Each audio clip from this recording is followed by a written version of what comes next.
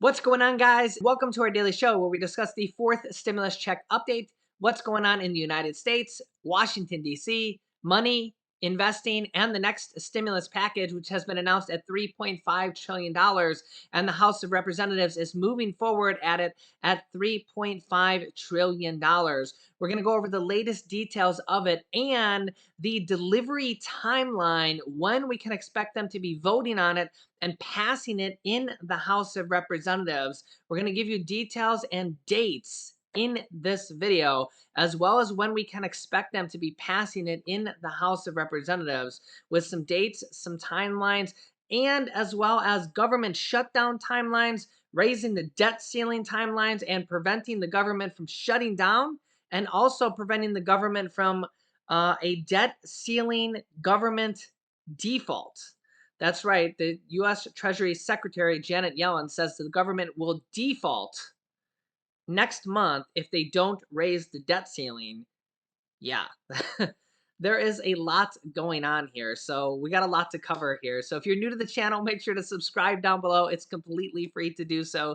A new study has come out that has shown that the Pentagon has spent $14 trillion on defense in the last 20 years. $14 trillion on war in the last 20 years. Up to half of it went to for-profit defense contractors. Yeah, I'm not sure whether I'm to be angry about this, sad about this, or how to feel about this. Definitely not happy about this. You can let me know your thoughts on this. Here's the study. The U.S. military has spent $14 trillion since the attacks on 9/11, with nearly $7 trillion of that going to for-profit defense contractors in the last 20 years, according to a new study from Brown University's Watson Institute for International and Public Affairs. Wow. $14 trillion and $7 trillion of that going to for-profit defense contractors just in the last 20 years. Wow. Another recent report reported to by Forbes says that the war in Afghanistan cost America $300 million per day for 20 years, with big bills yet to come. Yeah, $300 million per day. Well, now that we're out of there, we're saving $300 per day. Yeah, $300 million per day. So that means that every 3.5 days that the U.S. is saving $1 billion. $1 billion that we're now not spending by not being in Afghanistan. Now that our men and women in the armed forces are finally home after 20 years. Thank God. So now that we're saving $1 billion every 3.5 days, well, we could use that to support our people here at home. We could surely use that money to send out stimulus checks to people in need. I mean, imagine that. We're saving $1 billion every 3.5 days. They could use that money for this next stimulus package, although the Congressional Budget Office wouldn't do that. Wow, imagine that. $1 billion every 3.5 days. Now, remember, a lot of the big fuss right now is how they're going to pay for this next stimulus package, and some of the senators, the Democratic senators even, are demanding that this next stimulus package be paid for, fully paid for, which is very, very different than the last 3 stimulus checks and the last 3 stimulus packages. The first 2 stimulus checks and stimulus packages underneath former President Donald Trump, and the third stimulus check and third stimulus check package underneath current President Biden. All 3 of those stimulus checks and stimulus packages were not really paid by anybody. They were not really paid for by American taxpayers because the U.S. government over this year and last year run a deficit, okay, and has for many, many years. So that means that the U.S. government is spending much more money than they take in. So it all just went to the national deficit because the stimulus packages were on top of the national deficit, which means the government spent more money than the U.S. taxpayers had already paid for the government. So the government's already spending much more money than taxpayers pay, and the stimulus packages were on top of that. But this next stimulus package and the infrastructure package are expected to be fully paid for, almost fully paid for by tax raises, raising the corporate tax rate, the raising taxes on wealthy individuals making over $400,000, some leftover stimulus money, some creative financing, like they're gonna have $600 to $700 billion by forcing pharmaceutical companies to lower their prescription drug prices. That alone is going to save the U.S. government like $600 to $700 billion, billion with a B. And I think they should use part of the billions of dollars they're saving by not being in Afghanistan. I mean, we're saving $1 billion every 3 days. Imagine if they use that money for the next stimulus check. I mean, we're saving $1 billion every 3.5 days. I mean, hey, we could use that for the next stimulus check. Although they won't use that, they, even though we're saving that money, we could use that money to give back to the American people. Imagine uh, a radical idea like that. I mean, we are saving $1 billion every 3.5 days by not being in Afghanistan. Where's that money going now? Does anybody know where that money's going now? Anybody? Anybody know? Yeah, interesting. Would be interesting to know where that money is going now, wouldn't it? Nonetheless, we have some very interesting specific dates and timelines to talk about. Several different dates and timelines that we must talk about that are very important timelines. The first one to talk about is September 27th, which is now, what, 9 days away? Here we go. Okay, this is an important date. You can see from this headline here, Steny Hoyer, who is the House Majority Leader for the Democrats, he's the person right below Nancy Pelosi, the House Speaker. He's the Majority Leader of the Democrats. He kind of does the scheduling for the Democrats. He has affirmed that the House of Representatives will vote on September 27th on the bipartisan infrastructure. Now, this is the physical infrastructure bill. Okay, this is not the stimulus package. And I'm going to explain why this is very, very important. Okay, because the physical infrastructure bill is supposed to be voted on after the stimulus package. After the stimulus package. Okay, again, they're going to vote on the physical infrastructure bill, the bipartisan infrastructure bill. This is supposed to come after the stimulus package.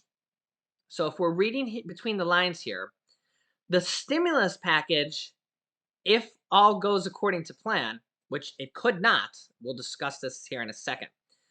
The stimulus package, the $3.5 trillion stimulus package, if all goes according to plan, should be, could be, maybe will be finished and fully voted on and done in the House of Representatives before September 27th, which means done and voted on and passed, if all goes according to plan, within the next like 8 days in the House of Representatives. And here's why. Nancy Pelosi, the Speaker of the House of Representatives, had to make a promise to the moderate Democrats, and this was like several weeks ago at this point, because if we go back here, if you've been watching the show, if you remember this, that when the Senate passed the initial opening procedure vote to unlock the reconciliation process, and then they sent it over to the House, the moderate Democrats they didn't want to vote on the stimulus package first. Okay, they wanted to just pass the physical infrastructure package first because that had already been passed in the Senate. And what they said, and it kind of made sense, is that, listen, the physical infrastructure package it's already been passed in the Senate. Let's just pass it in the House and get rid of it and get it done, get it out there. It's $1.2 trillion. Let's just get it done and let's get all the money out to states, cities, and counties.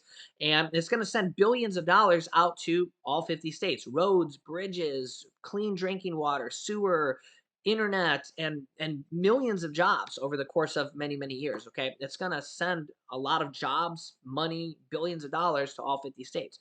It's a bipartisan bill backed by Republicans and Democrats. 19 Republicans in the Senate, including Minority Leader Mitch McConnell, signed off on it. Okay, the Democrats can literally pass the bill on their own in the House if all the Democrats vote for it, but there will be some Republicans who will vote for it as well. So that vote, Nancy Pelosi promised that vote would happen on September 27th. But the problem here is that we don't know if the stimulus package will be done by then. So we have about 7 or 8 days until, okay, and the House is actually moving really, really fast to get this done. The House is actually finished, from what I understand. They haven't actually released all the portions of the bill. They released a few slivers of the bill, only what they wanted to release to the public, which is actually like 1,000 pages. The most non-controversial parts of the bill, still like 1,000 pages, that says they are going to include monthly checks to the tune of the child tax credits. Those monthly checks are going to expire at the end of this year if they don't pass this package. They do want to extend that. But the problem is that this bill is literally changing by the day, literally changing by the day. They had a vote also go up for prescription drug prices that initially didn't pass. 3 Democrats voted against it. And literally things are just changing by the day. They haven't even released the majority of the bill. The House subcommittees voted on it behind closed doors, 13 different subcommittees. And we're going to be getting the whole entire bill released to the public here very, very soon. Even after that, the bill could change. Okay. But all this kind of needs to be voted on by the House here within the next few days, because by September 27th, which is not this Monday, but the next Monday, House Majority Leader Steny Hoyer and Nancy Pelosi have promised to the Democrats, and really the kind of thereby the Republicans, that they would vote on the physical infrastructure package. Now, here's the thing, is that if they don't pass the stimulus package by then, which is a possibility, but they're going to really try to pass it before then because they kind of need to. Because here's what will happen if they don't pass the stimulus package in the House by then. A lot of Democrats are going to be very, very upset that it's not, the stimulus package isn't passed by then. And it's not that they're not trying to. They're going to really, really try to, because if they don't, we're going to probably see a lot of revolt by a lot of Democrats that the stimulus package isn't passed first in the House. And we literally could see a lot of Democrats vote on the physical infrastructure package, because the stimulus package isn't passed first. So what we could literally see, if the stimulus package, I'm not saying this is going to happen, I'm saying this could happen. If the stimulus package isn't passed, we could see a lot of Democrats vote no on the physical infrastructure package. Now, it still could pass because we have Republicans and Democrats kind of voting for it, although Republican leader in the House, Kevin McCarthy, is going to vote no. Remember, only 19 out of the 50 Republicans from the Senate voted yes on the physical infrastructure package, even though Republicans are historically for physical infrastructure. So we'll have to see if that happens, if it'll pass. All the Democrats voted yes on the first bill, but if the stimulus package doesn't pass, things are going to be dramatically different if they have to vote on it at that time, which is not this coming Monday, but next Monday, if the stimulus package isn't passed first. So it's gonna be very, very it's gonna be a very, very heated vote if they're forced to vote on the physical infrastructure package without the stimulus package being first. Because all the progressive Democrats, everybody has it in their mind that they're gonna pass the stimulus package first, and then they're gonna vote on the physical infrastructure package. But they made this deal that by September 27th, they have to vote on the physical infrastructure package. Meanwhile, time's ticking. Time is ticking. If you could picture the movie My Cousin Vinny, when they're outside and my cousin Vinny's girlfriend is out there saying, my biological clock is ticking. And she's out there saying, I don't remember the quote. Maybe you know the quote off the top of your head, but she says, my clock is ticking here. And yeah, the clock is ticking. And it's not that they're not trying to pass this bill as fast as they can, because they are. It's just that things are really complicated. Like, even look at this particular thing I just seen here yesterday. Some House Democrats are threatening to vote against the party's bill if HBCUs, which are historically black college universities, don't get more federal aid. Yeah, so now we have some Democrats that are threatening to vote against it if some historically black college universities don't get more aid. And then we have some other Democrats threatening to vote against it if the SALT tax don't get removed. And then we have some other Democrats threatening to vote against it if the language for um, the prescription drugs pricing doesn't get changed. So they're really kind of stuck between a rock and a hard place, trying to make everybody happy. And it's very, very difficult to make 220 people all happy and pass the bill at the same time. And then, in addition to this, we have Steny Hoyer says that the House will vote to void a debt default, raising the government debt ceiling, and a government shutdown next week as well. Yeah, the House Majority Leader said the Democrats will look to suspend the cap on how much money the government can borrow, which they have to do by next month. They're going to start the process this week because what they're going to have to do is really see if the Republicans are going to all vote no.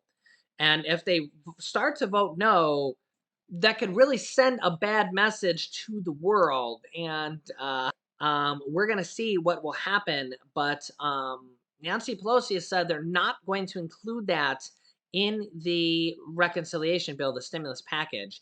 Also, the government will shut down on October 1st. Remember, raising the debt ceiling and the national debt limit, raising the national debt limit for the government are two different things.